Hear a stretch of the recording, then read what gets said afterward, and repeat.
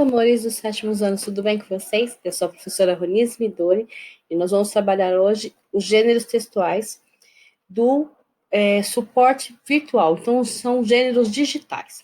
Vamos falar também sobre poemas. Nós vamos falar sobre uma escrita clássica, que é o poema, e uma escrita mais nova, mais moderna, que tem tudo a ver com vocês. As duas escritas, vamos dizer assim, os dois gêneros, eles têm uma particularidade, que é a criatividade, a parte de originalidade, por isso que eu trouxe elas junto. E os gêneros textuais é legal porque você tem o momento de expor a sua ideia, o seu movimento, a sua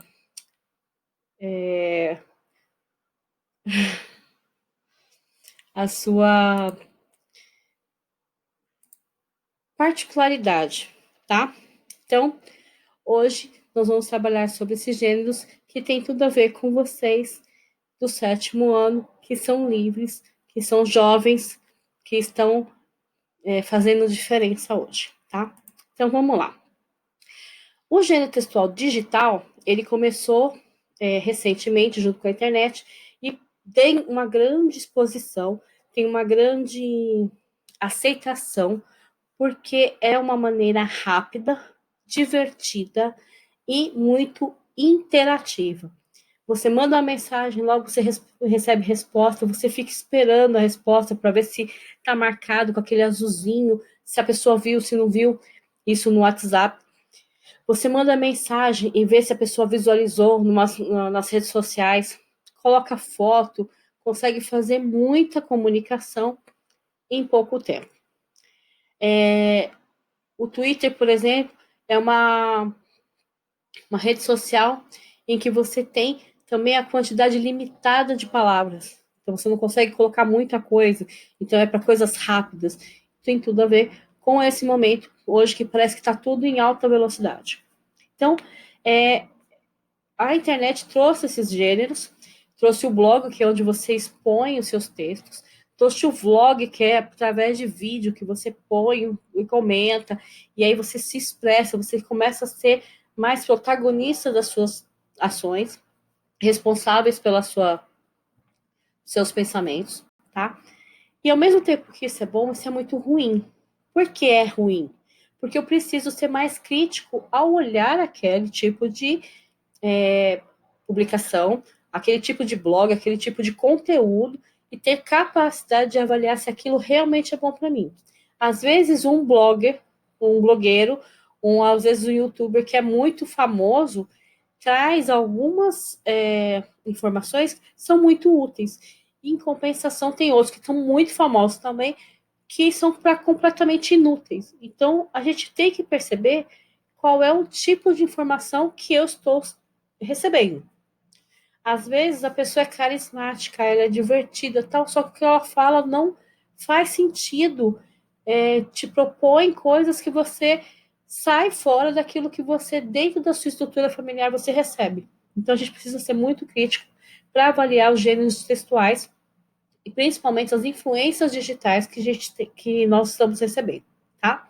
E eu acredito que vocês, como consumidores dessas mídias sociais, tenham que começar desde cedo a avaliar esse tipo de conteúdo, tá? Então, essa é uma principal característica desse conteúdo. Ele é digital, ele não tem uma responsabilidade, porque o que falou agora parece que já é passado amanhã, e aí, por causa disso, gera muito conflito. Ao mesmo tempo, são informações rápidas que podem mobilizar e trazer um benefício muito grande, mas em compensação, se mal elaborado ou se mal interpretado, pode trazer também um malefício muito grande. Então, a primeira coisa que a gente tem de interessante nesse texto novo, digital, é as mensagens instantâneas. Então, mandar mensagem por chat, por mensagem de WhatsApp, mensagem de redes sociais, são legais, justamente porque essa interação é muito rápida e ela toma lugar do bilhete, da carta e do telegrama que a gente usava antigamente. Acho que vocês nem chegaram a escrever uma carta realmente de colocar no correio e nem mandar um telegrama para alguém. Esse tipo de comunicação, até mesmo a nossa ligação, passa agora a ser diferente. Por quê? Era muito mais fácil ligar pelo WhatsApp, mandar uma mensagem pelo WhatsApp, do que escrever uma carta, do que escrever um telegrama, ou mesmo fazer uma ligação interurbana para uma pessoa pelo telefone fixo. Então, isso já tem uma característica nova, uma característica de mudança, e que, ao mesmo tempo que é bom, acaba trazendo para a gente algumas sensações de saudosismo. Como assim? O fato de você escrever uma carta para a pessoa não tem mais aquela ansiedade da pessoa ficar recebendo a carta, de ficar esperando, ou de você escrever sabendo que aquela pessoa vai levar 2, 3 dias para receber e vai responder para você. Por quê? Porque agora ficou tudo muito instantâneo. Ao mesmo tempo que é ruim, é bom também, porque você não precisa ficar na ansiedade de ficar esperando. Então são coisas que vocês não terão que pensar para fazer. Então eu mando uma mensagem, por exemplo, Lívia, do sétimo D, ela manda mensagem para mim, me pergunta alguma coisa. E geralmente é assim que acontece, né, Lívia? A gente tá sempre falando pela internet, pelo WhatsApp. E aí a Lívia me pergunta algumas coisas. Ela não precisa nem esperar muito tempo, porque geralmente eu respondo rápido. Então, eu respondo, ela não fica mais com nenhum tipo de ansiedade. Gabi também costuma me mandar mensagem e eu responder rápido, né? Às vezes acontece de eu não responder. Aí a pessoa insiste, né? Então, quando acontece assim, é legal porque você não precisa ficar naquela ansiedade esperando, demorou para responder, não é normal da pessoa demorar. Vou mandar uma mensagem de novo, acho que ela não viu. Na carta a gente não teria essa maneira. A gente teria que esperar, verificar se realmente chegou, se não chegou. Às vezes extraviava e você não recebia a sua resposta. Então, essas informações da internet, agora esses textos da internet passaram a ser muito legais pela questão da facilidade, pela questão da interatividade. Tá? Então, essa é um grande benefício desse tipo de mensagem. Além dos benefícios da interação, ela também utiliza uma coisa que eu acho interessante, que é a linguagem. A linguagem é viva, lembra que eu sempre falei para vocês que a linguagem é viva, então a gente usa gíria, a gente usa termos de modo diferente, colocamos outros sentidos nas palavras, que é o sentido conotativo, que é aquele sentido de como se fosse alguma coisa, de contos de fada, alguma coisa assim, né? Então aquele sentido que não é do dicionário, que é o sentido mais figurado. Então esse uso de linguagem figurada é legal na internet, mas ela tem uma característica que é o internetês, que é a linguagem da internet que vocês usam abreviando muitas coisas, colocando onomatopeias, que na nossa língua não tem um registro ainda, porém é considerado internetês. É algo que facilita a comunicação? É, mas eu tenho que tomar cuidado para que não aconteça o quê? Que eu fique tão viciado, tão acostumado a escrever beleza, BLZA, que na hora de escrever o beleza, na hora da redação, na hora de um texto formal, eu acabo escrevendo BLZ ou BLZA. Assim como o VC de vocês, eu tenho que corrigir muito nas redações. Então eu tenho que tomar muito cuidado. Escrever na rede social é uma coisa, escrever durante um momento formal é outra. Então eu tenho que tomar bastante cuidado para não confundir. É essencial, é necessário, é importante que você saiba escrever as palavras do jeito correto. É também importante que você saiba escrever na internet com aquela característica de internet, mas saiba dividir os momentos, tá bom? Sendo assim, nós temos alguns símbolos e algumas coisas divertidas. Eu não sei se o Vitor e se o Jorge estão reconhecendo esses elementos em amarelo que estão aqui.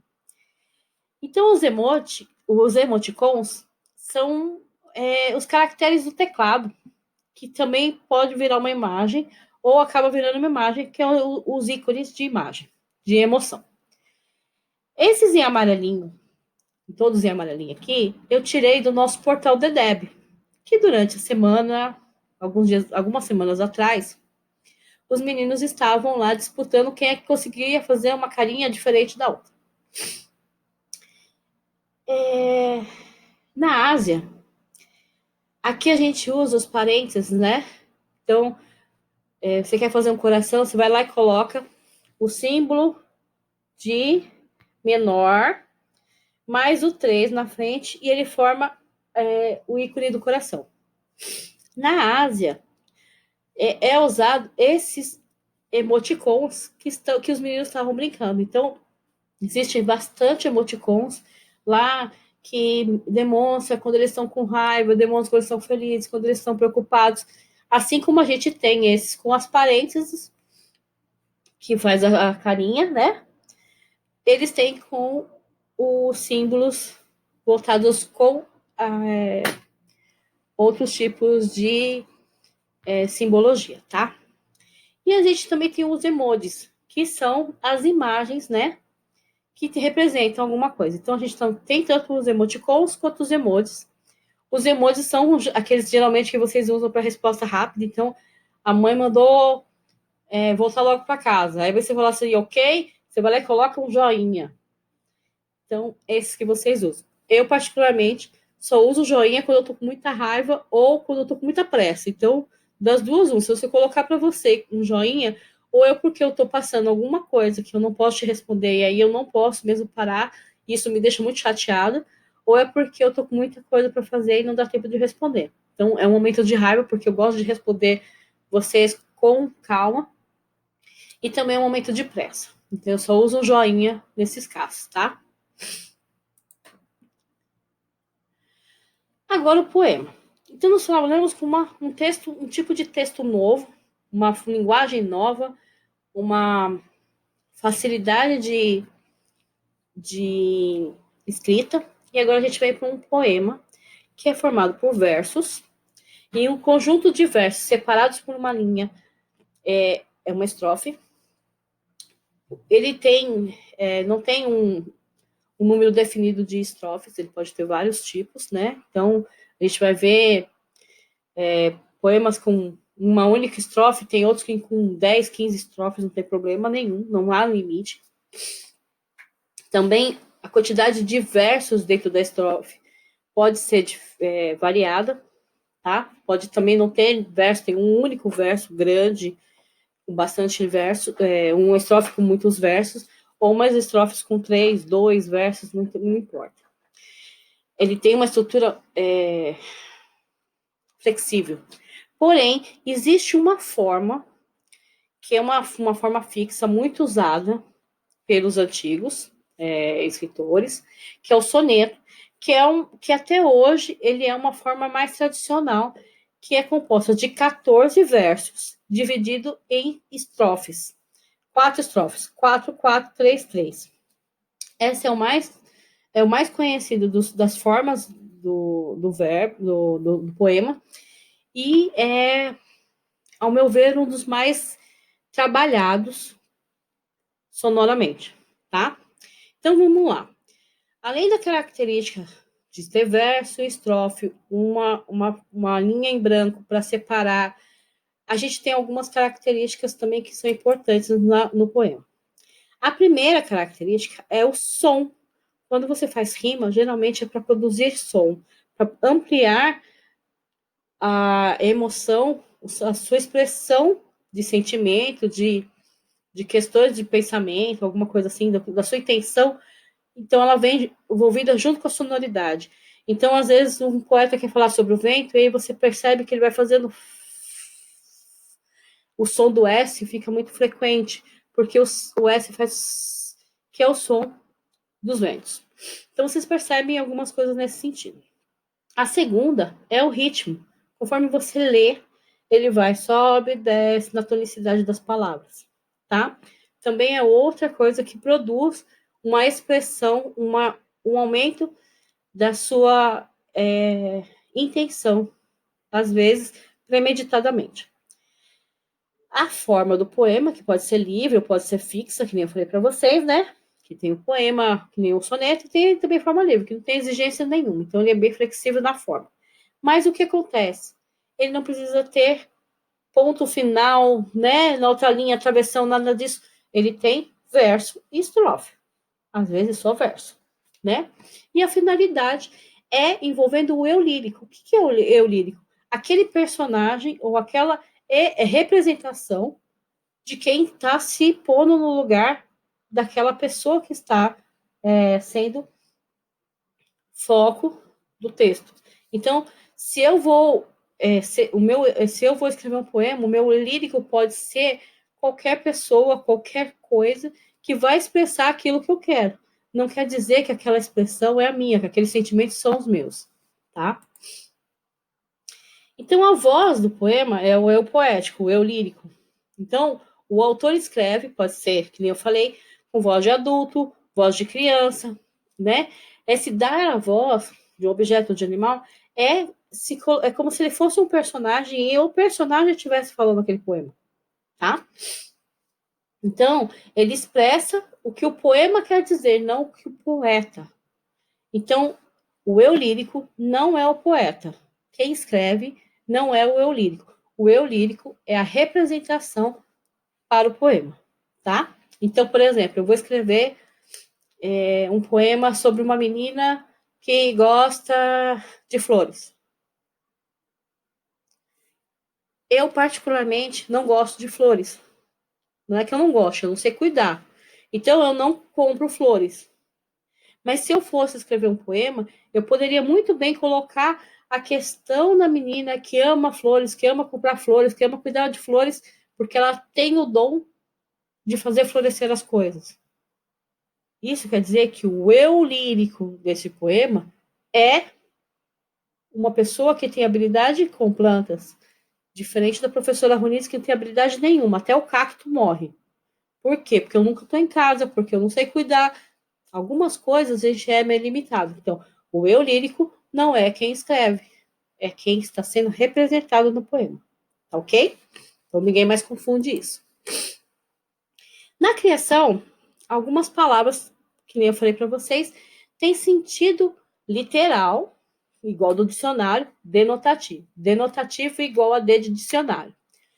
Porque eles vão usar a palavra no seu sentido real. E outras vão ter sentido figurado conotativo, que é representativo. Então, quando eu falo denotativo, eu vou lembrar de dicionário. E conotativo é como se fosse contos de fada.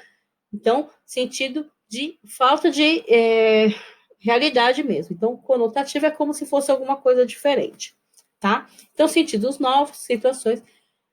Existe também o uso de muitas figuras de linguagem, tá? Então, dentro do nosso poema. Resumindo, poema, composição com verso, versos organizados em estrofes, a rima com som, repetição de som semelhantes, geralmente rima com final nos versos. O soneto é a forma mais conhecida da forma fixa. É um gênero que é para prazer de quem escreve, de quem ouve, tá? Então, fruição é de prazer, de apreciar aquilo para quem ouve, para quem faz. É um gênero que é a estética, o jeito que fica colocado no papel tem que ser legal, tá? Tem que ser bonito, tem que sensibilizar, tem que trazer emoção. A linguagem é uma linguagem que sai do coração daquele sentimento de expressão, geralmente é bem original, é bem organizado, tá? Pode ter, não tem um lugar único para ter poema. O poema pode estar aqui em Cuiabá é muito legal porque tem poema nas paredes. Você vai andando pela cidade e tem poema na parede. Então ele não tem um lugar fixo para ser desenvolvido, que nem reportagem é só em texto jornalístico. Então você vai achar no jornal, poema você vai achar em qualquer lugar. E privilegia figuras de linguagem e linguagem figurada ou conotativa, tá? O poema narrativo é um poema que, além de trabalhar com verso, eu ainda vou contar uma história. Então, geralmente, essa história é de um tema que todo mundo se sentiria representado, tá? Então, um tema que eu leio e falo assim, poderia ter acontecido comigo, ou, nossa, eu consigo imaginar essa cena acontecendo, tá? Dentro desse poema, eu tenho alguns recursos. Dentro de todos os poemas, eu tenho esse recurso. Eu tenho o recurso das figuras de linguagem, que a gente já viu, que é a figura de linguagem de som, que é a literação, que é a representação de consoantes, a assonância, que é a repetição de vogais, os trocadilhos da paronomásia, e a onomatopeia, que é a reprodução de sons. Então, essas 4 figuras de linguagem de som vai ser bem característicos nos poemas. Então, a gente vai rever que eles vão fazer a sonoridade acontecer pela repetição do R, do S, que nem eu falei, do vento, né? Da representação da onomatopeia, de trocadilhos, em pensar uma coisa e sentir outra. Então, as figuras de linguagem são bem presentes no poema. Uma coisa legal é um poema visual. Então, às vezes, eu tenho um poema em verso, mas eu acabo usando fazendo um poema visual, que é também trabalhar a estética, a parte como é que esse poema é apresentado na página, né? Então, além do verso, a forma como ele é colocado na página também constitui uma expressão, uma exposição, uma exploração de sentido. Eu trouxe para vocês aqui o Poeminha Cinéticos, de Milo Fernandes, que vocês já viram em algum lugar no pedaço, mas eu trouxe ele inteirinho. Era um homem bem vestido, foi beber no botequim. Bebeu muito, bebeu tanto, que saiu de lá assim. As casas passavam em volta numa procissão sem fim. As coisas todas rodavam assim, assim, assim, assim, assim, assim, assim, assim, assim, assim, assim, assim. Era um homem bem vestido, foi beber no botequim. Bebeu muito, bebeu tanto, que saiu de lá assim. Saindo cheio de uísque, o chofer pegou o carro e pôs-se a guiar assim. As casas passavam em volta numa procissão sem fim, as coisas todas rodando assim, assim, assim, assim, assim, tá? Então vocês viram que rodar foi colocado os assins todo rodando, o guiar foi colocando, fazendo curva, saiu de lá tropeçando e caindo, descendo, né? Então todas essas sensações que a escrita propôs também é possível perceber o quanto o bêbado foi sentindo junto com a gente, tá? Agora é sua vez de treinar essas histórias que eu acabei esse conteúdo que eu acabei, e você vai fazer isso numa história. A orientação passo a passo está no portal, mas eu vou deixar aqui uma explicação mais ou menos oral para vocês. Com base na leitura do livro Diário de Classe, vocês vão usar o conhecimento de poema e linguagem de internet. Vão usar 4 nomes de coleguinhas e vão fazer uma história. Vão contar uma história de vocês. Essa história tem que ser uma história divertida, uma história que não deixa o coleguinha em situação de vexame, tá? Que não expõe o coleguinha. Que escolha um fato legal entre vocês, que todo mundo vai gostar de se lembrar, tá? Então, no mínimo, 4 nomes. Vocês vão montar um poema narrativo, vão contar uma história de vocês e vão contar também a história do livro.